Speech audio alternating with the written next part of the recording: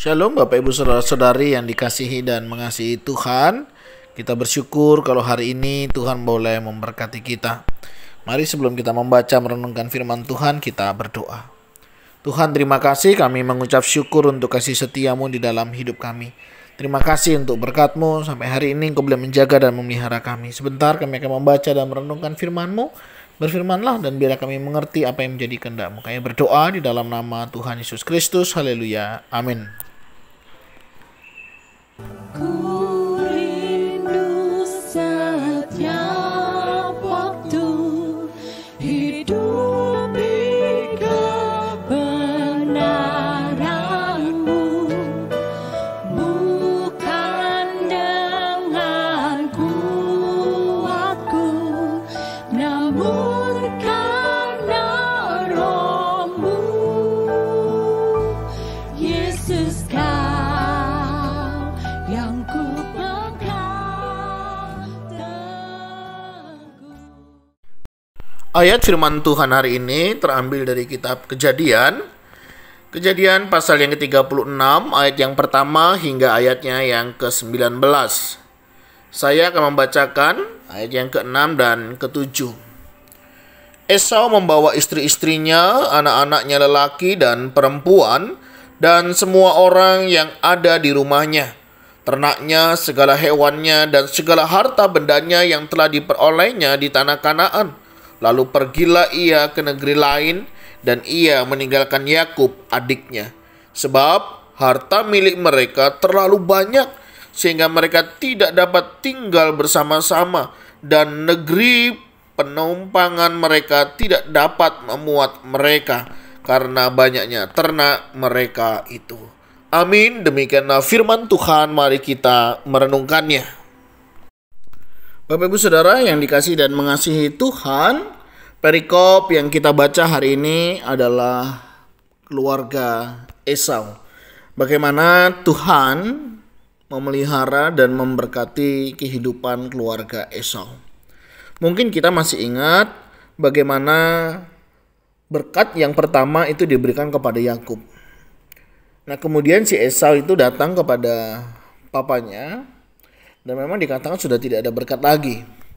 Tetapi ada satu kalimat menarik yang saya tangkap pada saat orang tua Esau itu memberkatinya. Dia bilang, "Tapi kalau engkau mau berjerih lelah, engkau juga akan diberkati."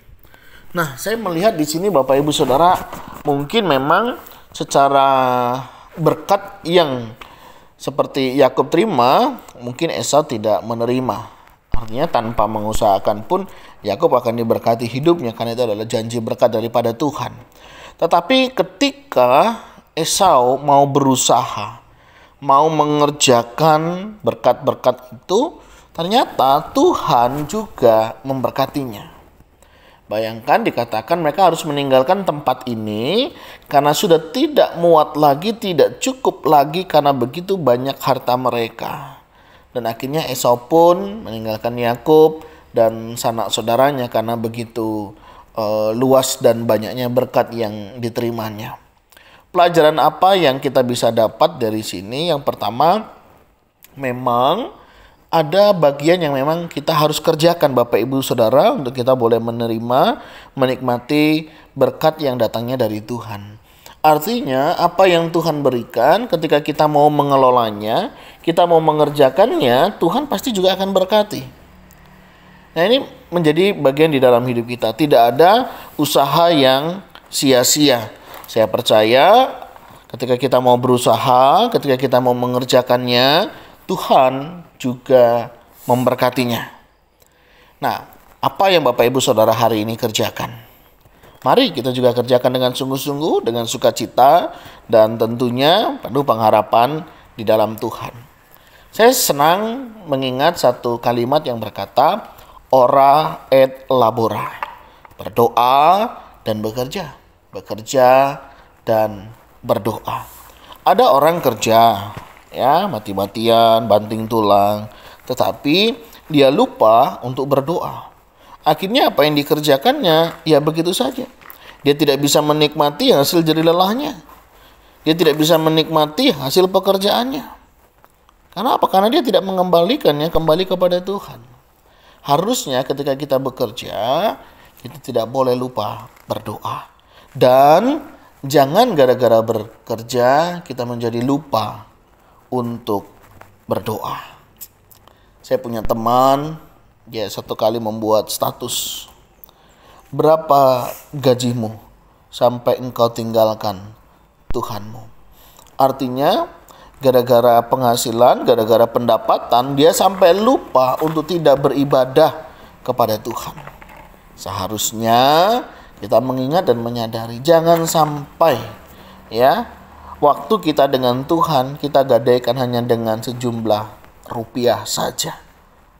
Pada saat kita belum bekerja, kita minta Tuhan supaya memberkati kita, dengan harapan nanti kita bisa bekerja dan boleh mendukung pekerjaan Tuhan. Tapi setelah kita bekerja, seringkali banyak orang lupa akan janjinya kepada Tuhan, lupa janjinya akan panggilan melayani, lupa janjinya akan waktu bersama dengan Tuhan. Mereka lupa dengan apa yang sudah mereka ucapkan. Pada saat belum punya kerja, mereka minta sama Tuhan supaya Tuhan berkati hidupnya, dia bisa mendapatkan pekerjaan sehingga dia bisa memberi hidupnya dengan lebih baik. Tetapi banyak di antaranya setelah mereka bekerja, mereka lupa kepada Tuhan yang menjadi sumber berkat di dalam hidup mereka. Dan hari ini saudara, banyak orang lupa. Dunia ini bukan tempat kita. Pekerjaan itu bukan yang utama di dalam hidup kita. Kita itu hanya singgah sebentar di dunia ini. Ingat, tugas panggilan kita jangan dilupakan hanya gara-gara kesibukan pekerjaan kita. Pekerjaan Tuhan pakai sebagai penunjang untuk kita bisa dan boleh memuliakan Tuhan. Untuk kita boleh tetap menyampaikan berita Injil. Sehingga Injil itu harus tetap disampaikan. Ingat, fokus kita bukan bekerja. Fokus kita adalah melayani Tuhan. Kalau Tuhan memberkati kita melalui pekerjaan, kalau Tuhan memberkati kita melalui usaha yang ada hari ini, itu hanya sarana, bukan tujuan kita di dunia ini untuk bekerja seperti itu. Esau juga ingat, tujuannya bukan itu, tapi dia mau menjadi berkat sehingga dia tidak harus tinggal di situ. Dengan mereka berpisah, mereka menjadi berkat lebih luas, dan dimanapun berada mereka jadi berkat. Harusnya demikian dalam hidup kita. Pekerjaan, usaha, apapun yang kita lakukan hari ini hanya sarana untuk kita boleh melayani Tuhan. Jadi jangan jadikan sarana ini menjadi hal yang utama fokus hidup kita, sehingga kita lupa tujuan dan panggilan Tuhan di tempat ini. Nah, yang kedua, jangan hanya berdoa, tapi kita juga tidak bekerja. Itu juga nggak benar.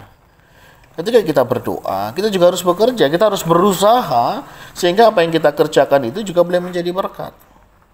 Berdoa penting, iya. Tetapi juga tidak boleh lupa tanggung jawab kita. Dalam kita mengelola, dalam kita mengerjakan apa yang menjadi bagian kita. Berdoa dan bekerja itu sama dan saling melengkapi. Biarlah apa yang kita doakan, itu yang kita kerjakan. Dan apa yang kita kerjakan jangan lupa untuk didoakan. Ingat saudara, pekerjaan, usaha, apapun yang hari ini kita lakukan itu hanya sarana. Itu bukan tujuan kita hidup di dunia ini. Ingat panggilan Tuhan yang Tuhan berikan di dalam hidup kita. Ya, jadi kalau saudara hari ini bekerja, saudara hari ini berusaha, itu hanya sarana. Yang Tuhan mau kita dicukupkan, kita diberkati hidupnya, tapi fokus utama kita sama. Tugas amanat agung itu harus kita kerjakan. Tugas amanat agung bukan hanya tugas seorang hamba Tuhan, pendeta atau jantau, tidak. Tapi itu tugas panggilan setiap kita orang percaya.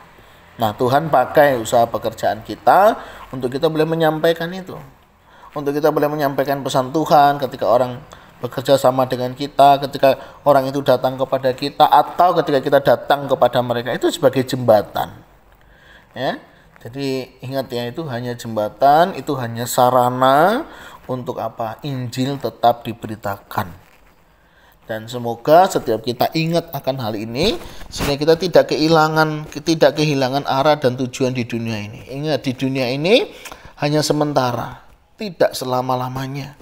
Dan tugas panggilan kita adalah melayani Tuhan tanpa terkecuali bagi mereka yang sudah percaya kepada Tuhan. Kenapa? Dulu kita budak dosa, kita melayani dosa. Dan setelah Tuhan tebus kita, otomatis kita menjadi budak Tuhan.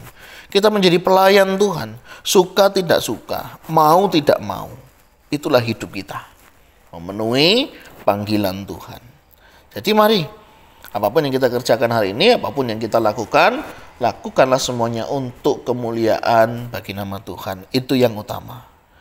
Sekali lagi, usaha pekerjaan apapun yang kita hari ini lakukan itu hanya sarana untuk Injil bisa diberitakan kepada orang-orang yang kita jumpai, untuk orang-orang yang ada di sekitar kita. Tapi tugas utama kita tidak boleh kita lupakan, ya.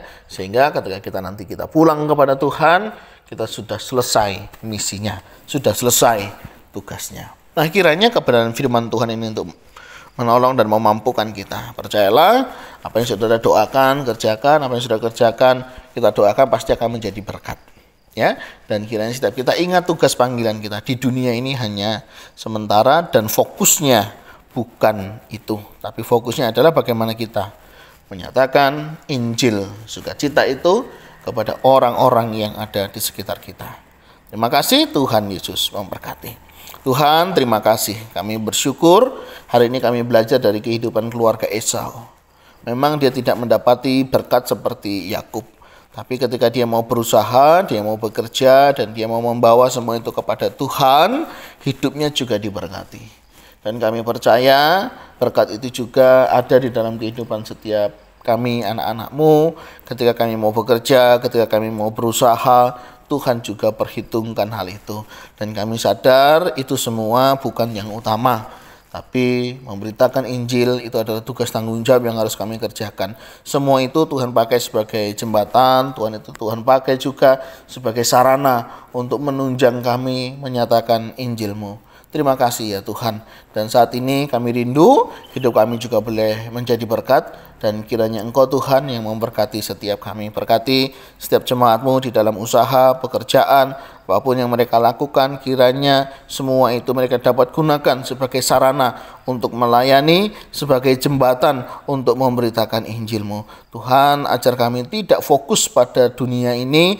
Ajar kami juga tidak terlalu fokus akan mengerjakan hal-hal yang bersifat sementara.